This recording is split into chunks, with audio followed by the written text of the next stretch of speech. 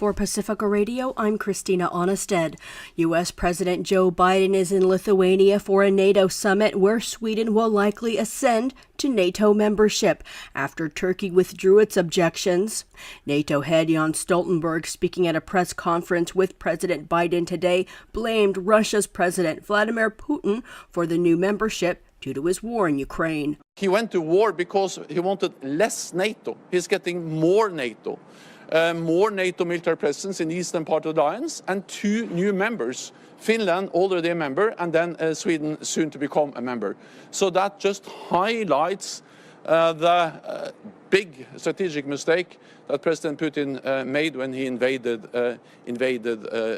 Ukraine. More work remains to determine a path forward for Ukraine's future with the alliance. President Volodymyr Zelensky criticized the absence of a timetable for his country's entry into NATO as absurd. Zelensky has landed in Lithuania to join the summit. His frustration could renew tensions just as they're beginning to subside. Today, Russia accused NATO of using Ukraine as a pawn. Meanwhile, Russian missile launches killed a woman in the Kherson region today. Air raids were heard in Ukraine's capital, Kiev, after Russian warplanes were detected in flight, and overnight Ukraine claimed it shot down 26 Russian drones. The World Meteorological Organization said the first week of July was the hottest around the world, breaking all previous records. And extreme weather is forecast in the days ahead due to record global sea surface temperatures in May, June, and July in the Atlantic, along with a warming El Niño weather pattern that's beginning to show. Forecast to bring record triple-digit temperatures to Florida and Texas this week, reaching up to 110 degrees. The record warming ocean water in the 90s along Florida's coast is threatening delicate coral reefs, depriving swimmers of cooling dips and adding a bit more ick to the state's already oppressive summer weather. And it's also led to record sea ice loss in the Antarctic, some 2.6 million square kilometers of lost sea ice, according to the WMO. Meanwhile, President Joe Biden has declared a state of emergency in Vermont due to flash flooding from a storm that's also hit parts of New York, New England, and Connecticut. One person in New York's Hudson Valley died as she was trying to leave her home during flash flooding. Officials say the storm has already wrought tens of millions of dollars in damage. Lethal flooding has also simultaneously hit India, Japan, China, and Turkey. Schools in New Delhi are forced to close Monday after heavy monsoonal rains battered the Indian capital with landslides and flash floods that killed at least 15 people over the last 3 days. In Japan, torrential rain pounded the southwest, causing floods and mudslides that left 2 people dead and at least 6 others missing. Scientists have long warned that more extreme rainfall is expected in a warming world.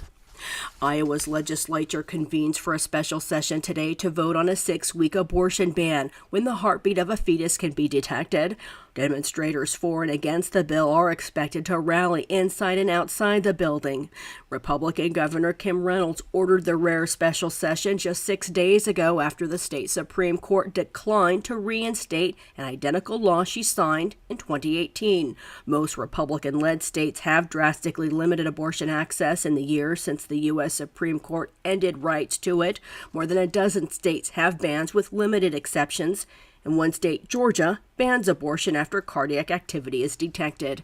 Republicans unveiled sweeping rollbacks on voting rights Monday, modeled after Georgia's voting legislation passed in the wake of Donald Trump's presidential loss. Voting rights advocates are calling it the Big Lie Bill. A coalition of more than 250 groups called the Declaration for American Democracy said in a statement the legislation would increase the role of mega donors in our elections and encourage deliberate barriers to make it harder for eligible voters to cast their ballot. New York Congressman Joe Morrell, a Democrat, warned against the legislation at the field hearing Monday. Letting vigilantes subject their neighbors based on no evidence to state-enforced inquisitions in the name of election integrity is a nightmare out of an Orwellian novel. Unfortunately, this doublespeak is in line with modern Republican orthodoxy.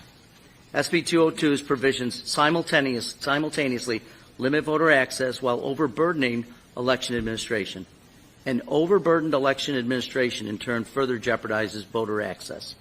The big lie origins of SB 202 mirror the big lie origins of the majority's ACE Act, and the damaging effects of SB 202 on Georgia voters will be imposed upon all Americans if the ACE Act is enacted nationally. Joe Morrell, a Democrat from New York. I'm Christina Onnested reporting for Pacifica Radio.